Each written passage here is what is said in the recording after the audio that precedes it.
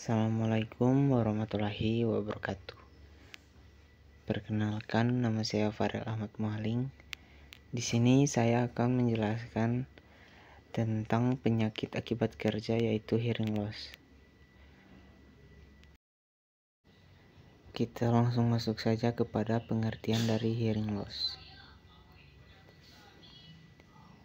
Hearing loss akibat kerja atau occupational hearing loss adalah kondisi hilangnya sebagian atau seluruh pendengaran yang disebabkan oleh paparan kebisingan atau bahan kimia ototoksik di tempat kerja.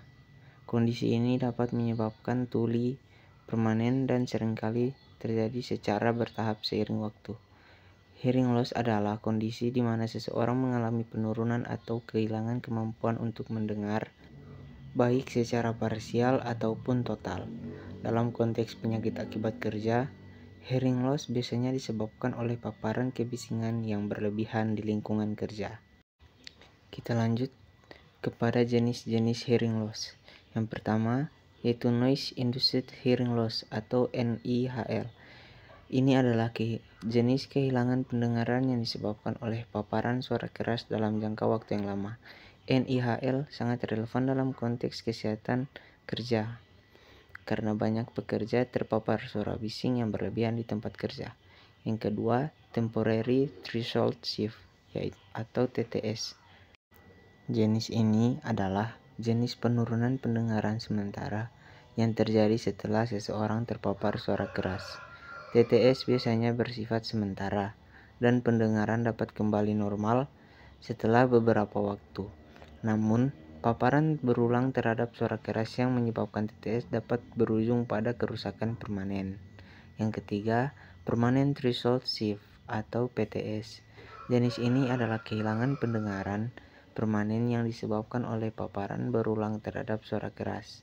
PTS merupakan kondisi yang lebih serius daripada TTS karena kerusakan pada pendengaran bersifat irreversibel.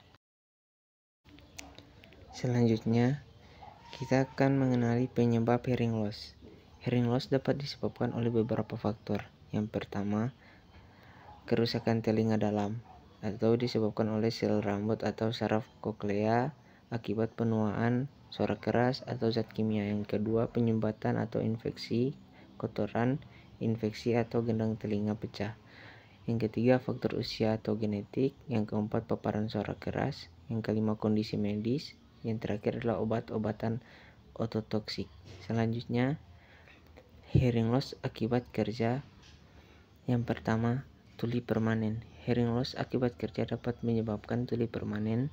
Ini berarti kerusakan pada pendengaran tidak dapat dipulihkan. Yang kedua, penurunan kualitas hidup.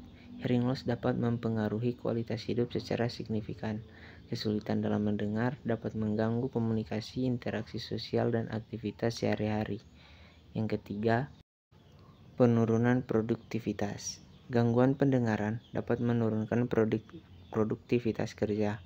Pekerja mungkin mengalami kesulitan dalam memahami instruksi, berkomunikasi dengan rekan kerja, dan menjalankan tugas-tugas yang membutuhkan pendengaran yang baik. Yang terakhir, peningkatan risiko kecelakaan kerja. Hearing loss dapat meningkatkan risiko terjadinya kecelakaan kerja. Pekerja mungkin tidak dapat mendengar suara peringatan atau instruksi keselamatan yang dapat membahayakan diri mereka sendiri dan orang lain. Selanjutnya, pencegahan dan penanganan hearing loss. Yang pertama, pencegahan. Kita dapat menggunakan APD, merotasi kerja, pemeriksaan kebisingan rutin, dan pemeriksaan audiometri berkala, dan yang terakhir, edukasi dan pelatihan pekerja. Penanganan atau rehabilitasi. Yang pertama, konsultasi dengan dokter THT atau audiolog. Yang kedua,